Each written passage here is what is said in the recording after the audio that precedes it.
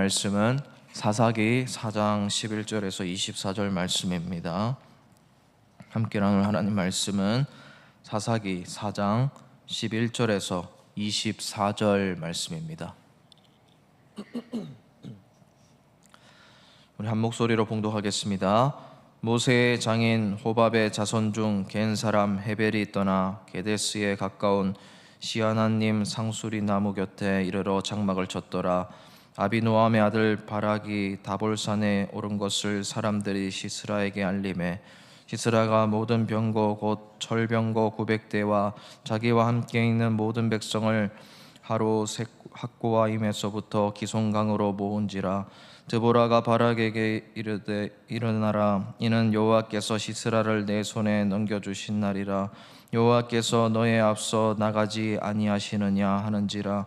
이에 바락이 10,000명을 거느리고 다볼산에서 내려가니 여호와께서 바락 앞에서 시스라와 그의 모든 병거와 그의 온 군대를 칼날로 혼란에 빠지게 하시매 시스라가 병거에서 내려 걸어서 도망한지라.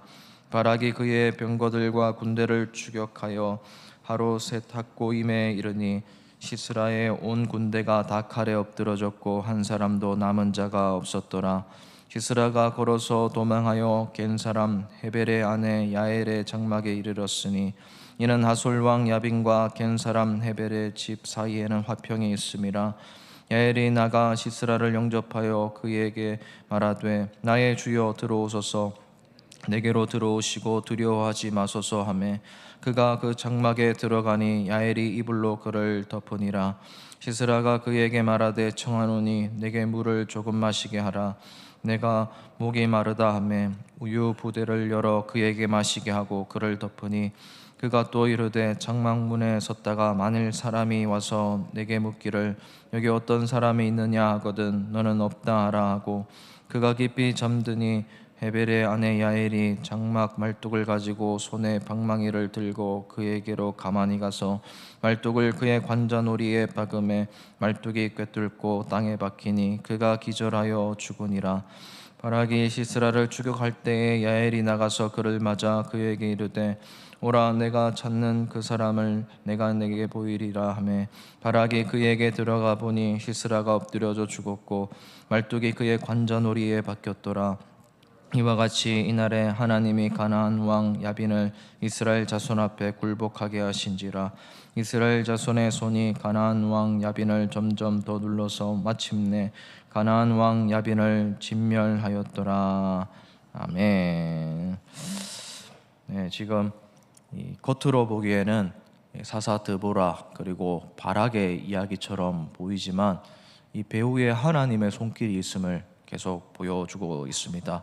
일단 11절 말씀부터 시작을 했는데 갑자기 이 모세의 가문의 이야기가 중간에 뚝 들어오는 것 같습니다. 그 이야기인즉슨 이 모세의 장인 중에 호밥이라는 사람이 있었는데 그 호밥의 자손들 중에 지금 원래 겐 사람인 사람들이 있었는데 그 사람들이 갑자기 게데스에 가까운 시아나님 상수리 나무 곁에 갑자기 이주해온 장면으로 시작하고 있습니다. 여기서 우리가 한번 생각해 보아야 될 단어가 있는데 장인이라는 단어와 호밥이라는 이름입니다. 여기서 장인이라는 이 명칭은 처남으로도 번역을 할 수 있습니다. 성경의 다른 본문들 보시면 이 모세의 장인의 이름이 르우엘로 나오는 부분도 있고 또 이드로라고 나오는 부분도 있습니다. 이 전통적인 신학자들은 이 모세의 원래 장인의 이름은 이드로였다라고 말을 하고 있고 르우엘이라는 명칭은 이름이 아니라 이 조상 가문의 어떤 직책이었다라고 말을 하기도 합니다. 족장의 명칭이라고 말을 하기도 합니다. 그리고 여기서 호밥이라는 이름도 나오는데 호밥이 이드로와 동일 인물은 아니라고 전통적으로 추측을 합니다. 왜냐하면 앞에 나오는 묘사하는 단어인 장인이라는 단어가 처남으로 번역하는 것이 옳다고 보기 때문에 그렇습니다. 약간 번역상의 약간 이 견해 차이인데 호밥은 이 모세의 처남이라고 보는 것이 이 전통적인 견해긴 합니다. 그리고 그 사람의 자손들이 지금 원래 살던 미디안 광야 겐이라는 지역을 떠나서 지금 이쪽 가까운 곳에 지금 이사 왔다라는 복선이 깔리고 있습니다. 왜냐하면 사건이 여기에서 일어날 것이기 때문에 중간에 이런 식으로 사건을 기록해 놓았습니다.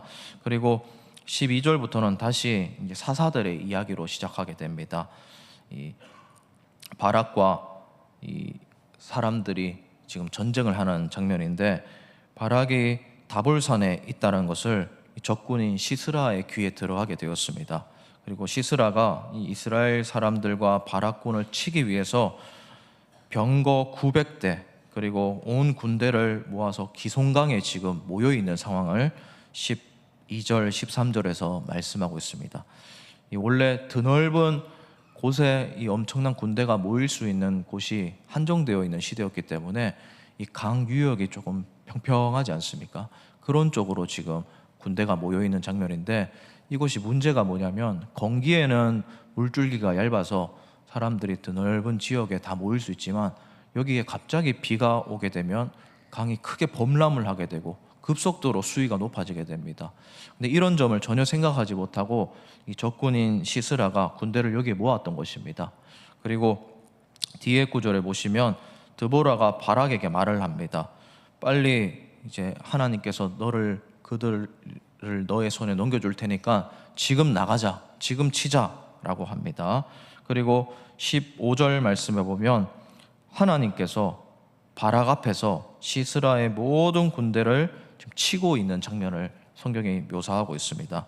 그리고 시스라가 병거에서 내려서 혼자 도망치고 혼자 내빼는 장면까지 묘사하고 있습니다. 근데 이 장면을 보면 원래 이스라엘 군대 10,000명과 이 병거 900대는 상대가 되지 않는 이 전력입니다. 병거 900대를 이길 수는 없는 것입니다. 병거 외에 수많은 군사들이 옆에 있었을 것인데 어떻게 이겼는가, 그것을 조금 가늠해 볼 수 있는 구절이 뒤로 넘어가면 이 드보라가 이 전쟁에서 승리하고 나서 하나님께 찬양을 올려드리는 부분 중에 4절 말씀에 보면 찬양 구절 중에 이런 구절이 있습니다. 하늘이 물을 내리고 구름도 물을 내렸다, 이런 말이 있습니다.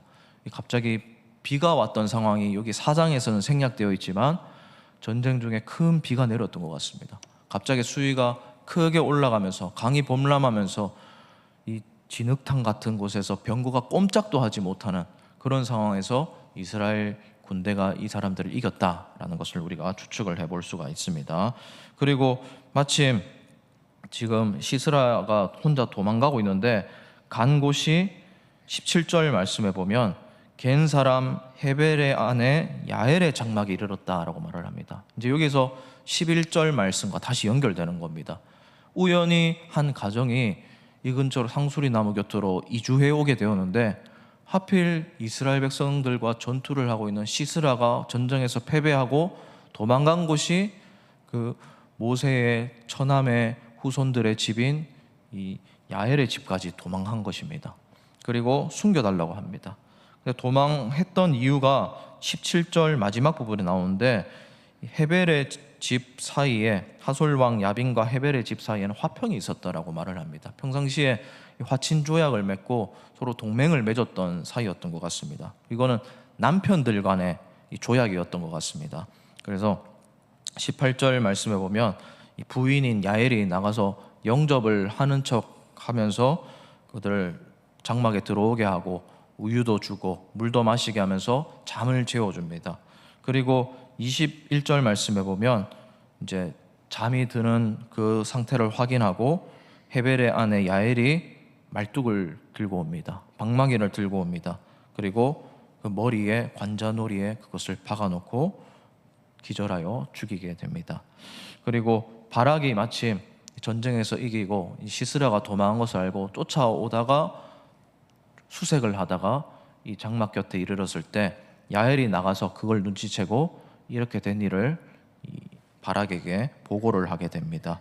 그런데 이 일을 보면 이 전쟁이 일어난 것 같고 사람들 사이의 일일 뿐인 것 같고 나라와 나라 사이의 이 일인 것 같은데, 사실은 이 일은 뒤에서 하나님이 배후에서 다 손쓰고 있었다는 사실을 성경이 놓치지 않고 기록을 하고 있습니다. 왜 그러냐면 일단 이 야엘의 손에 이 시스라가 죽은 것 자체가 이미 이 선지자의 입술에서 예언했던 일이기 때문입니다. 이 9절 말씀에 보면 이 바락과 이 드보라가 서로 대화를 하다가 드보라가 바락을 설득하는 과정 중에 이런 이야기를 하게 됩니다. 4장 9절 말씀에 보면 여호와께서 시스라를 여인의 손에 파실 것임이라 그렇게 말을 하고 드보라가 일어나서 바락과 함께 나가는 장면이 여기에 기록되어 있습니다. 여기서 여인의 손이라는 말을 일부러 의도적으로 성경이 기록을 하고 있는 것입니다. 왜냐하면 성경은 이 여인이라는 말을 기록할 때 그냥 단순히 성별을 기록한 것이 아니기 때문입니다.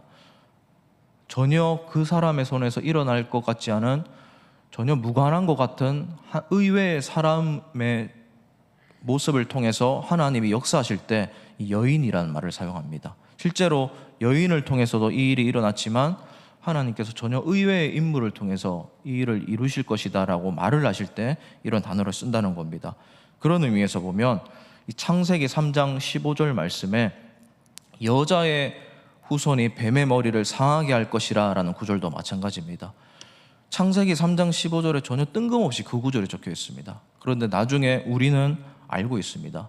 신약에 와서 그 여자의 후손인 예수님께서 이 세상에 태어나셔서 사탄을 머리부터 박살내고 십자가 사역을 이루어서 온 인류를 구원하시는 역사까지 이루어지는 구절임을 이미 신약을 살아가는 우리는 알고 있는 것입니다. 그런 식으로 오늘 본문도 마찬가지입니다. 여인의 손에 이 구원이 일어나겠다라고 예언한 것이 지금 사사인 드보라가 아니고 전혀 뜻밖의 인물인 야엘의 손에 의해서 이루어졌다는 것을 성경이 지나치지 않고 기록을 해놓고 있다라는 것입니다. 그러니까 오늘 본문을 통해서 우리는 한 가지를 알 수가 있습니다. 하나님은 우리가 생각하는 것보다 훨씬 기묘한 방법으로 역사하실 때가 있다라는 겁니다. 뜻밖의 방법을 통해서 하나님의 역사가 일어날 수 있다라는 사실입니다. 드보라가 아니고 바락이 아니고 전혀 의외의 인물, 우연히 이곳에 이주해온 야엘의 손을 통해서 이스라엘을 괴롭히는 이방 민족의 수장이 한순간에 제거당하는 이 일을 뒤에서 하나님께서 배후에서 손쓰고 있었다는 사실을 우리는 발견할 수가 있습니다. 또 이외에 이런 구절들이 있습니다. 15절 말씀에도 여호와께서 바락 앞에서 시스라와 모든 병거와 그의 온 군대를 칼날로 혼란에 빠지게 하시매라고 기록되어 있습니다. 그리고 또 다른 구절도 마찬가지입니다. 하나님께서 파심에, 하나님께서 넘겨주심에. 이 전쟁이 단순한 사람과 사람 간의 전쟁이 아니라 뒤에서 하나님께서 다 손쓰고 있었다는 것을 가르쳐주는 구절인 것입니다. 여러분, 우리는 살아가면서 이런 순간을 놓치지 말아야 됩니다. 내가 한 것 같고 우리 사이에 일어나는 일 같고 나라를 주관하는 저 위정자들이 다 벌이는 일 같고 권력자들이 다 손쓰는 것 같은데, 돈이 다 움직이는 것 같은데 그렇지 않습니다. 뒤에 하나님의 손길이 다 있다는 것을 우리가 기억해야 됩니다.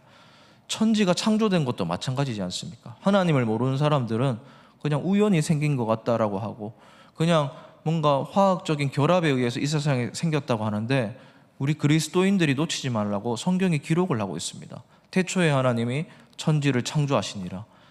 놓치지 않고 기록하고 있다는 겁니다. 우리는 그런 것을 깨달아야 됩니다. 오늘 본문도 마찬가지입니다.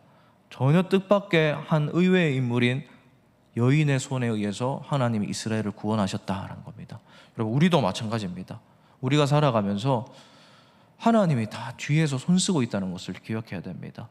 그래서 우리는 이 예수 그리스도를 통해서 구원받은 우리가 늘 하나님의 방법대로 내 삶이 인도될 수 있도록 늘 기도하고 살아가야 됩니다.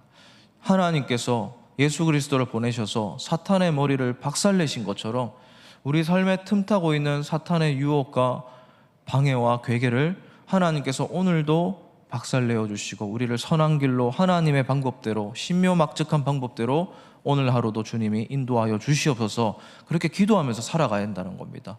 가정의 일도 마찬가지입니다. 하나님, 오늘 하루 사탄의 회방을 물리쳐 주시옵소서, 예수님의 이름으로 그렇게 기도하면서 살아가는 겁니다. 내 자녀를 위해서 기도할 때도 마찬가지입니다. 몸은 떨어져 있지만 우리 자녀에게도 동일하게 하나님이 신묘막측한 방법으로 역사하여 주시고 사탄을 물리쳐 주시옵소서. 기업 그리고 우리가 일하는 일터 마찬가지입니다. 하나님 그곳에도 하나님께서 역사하여 주시옵소서. 장사할 때도 마찬가지고 공부할 때도 마찬가지고 사람을 만날 때도 마찬가지입니다. 하나님께서 손길을 세밀하게 간섭하여 주시옵소서. 주님이 오늘도 나를 지켜주시옵소서. 예수님의 이름으로 기도할 때 천지를 창조하셨던 하나님이, 이스라엘을 신묘막측한 방법으로 구원하셨던 하나님이 오늘도 내 삶에 예수님의 이름으로 기도하는 내 삶에 이런 식으로 역사하신다는 사실을 기억하시면서 오늘 하루도 하나님과 동행하면서 승리하며 살아가는 우리 모두가 되기를 진심으로 주님의 이름으로 축복을 드립니다. 우리 이 말씀을 기억하면서 우리 함께 기도하며 나아갑시다. 하나님께서 내 삶에 역사하여 주시옵소서. 오늘도 하나님의 도구로 사용되게 하여 주시옵소서. 또 우리 교회를 위해서, 다음 세대를 위해서, 이 나라를 위해서 이 믿음 가지고 기도하고 또 개인적으로 기도하시고 돌아가시도록 하겠습니다. 다 함께 기도하시겠습니다.